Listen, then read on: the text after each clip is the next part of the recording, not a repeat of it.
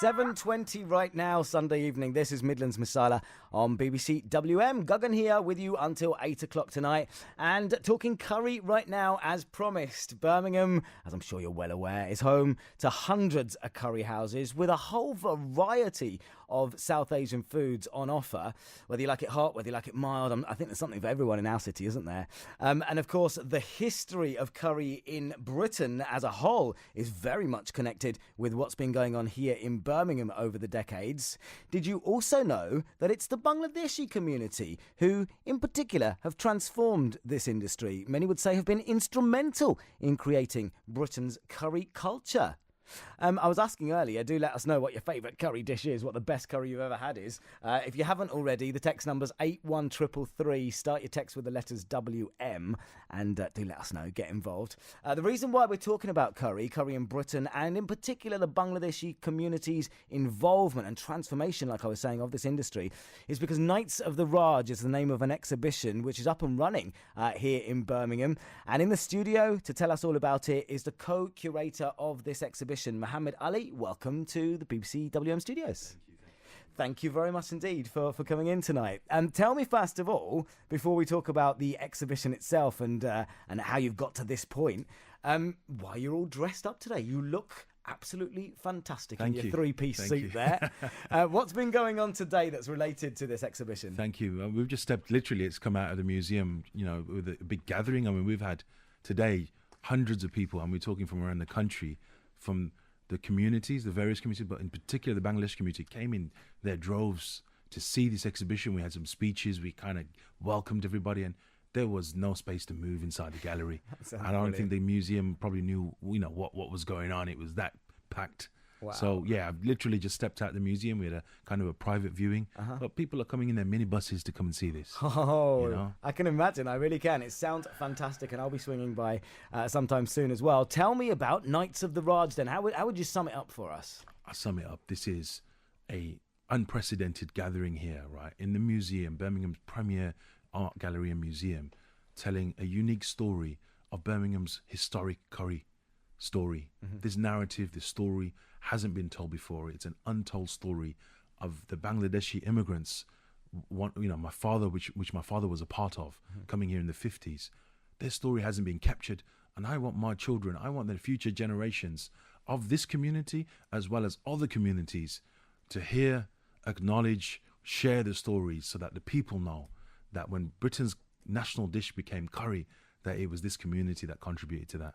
It's incredibly important, like you say. It's British Asian history, it's Birmingham history, it's the history of this curry culture, as I was saying in my introduction, and it's fantastic that you have recorded all of this information and put it together in the form of an exhibition. I mean, it's absolutely great. Tell me what the exhibition actually features. What is there to see? What it feels like is, it's easy to hear museum and you think about old pictures and you think, you know what, not my cup of tea. I'd rather go to the cinema, right? I don't blame you, me growing up, I didn't frequent the museum very often. Right. But I tell you what, I challenge anybody, come and see what we've put together, because it truly is an interactive, real, we're talking real voices. We're talking about old pictures that I've dug up personally, through my father's connections, people who are still alive, that I've driven around the country saying, tell me about your story, who you are.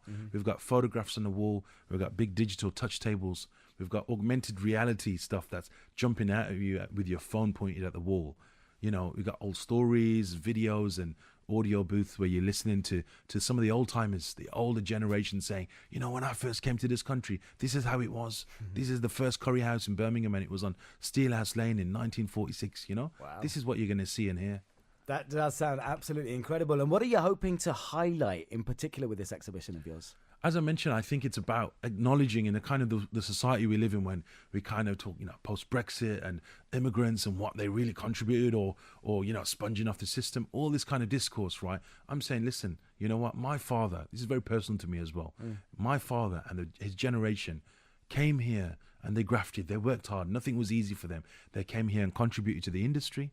My father worked in Birmingham's kind of, BSA factory, it's something that, the metal industry that a lot of these immigrants worked at. They struggled, they established themselves, they made businesses, they built empires, and they had people second generation, people like me who are honoring and respecting them and actually contributing positively. So the ultimate angle is, in a kind of segregated society that we see around us and we exist in, it's time to kind of share stories and do it in a way which is, we got to kind of put some kick into it as well. It's not all nice, fluffy stories about, hey, the parallels we have. Sometimes you got to hear the grit and the stuff that we had to put up with in the Indian restaurant trader. Because I could tell you, even me and my generation, the kind of stuff we had to deal with, when curry and beer comes together, there's many a story that is even on showcase in the exhibition. Some very gritty stories, let's put it that way. Oh, goodness me, I can imagine. And I dread to think, actually, about some of what must have gone on over the decades, particularly going back a good few decades. That's right. I can imagine, and I can't wait to come and see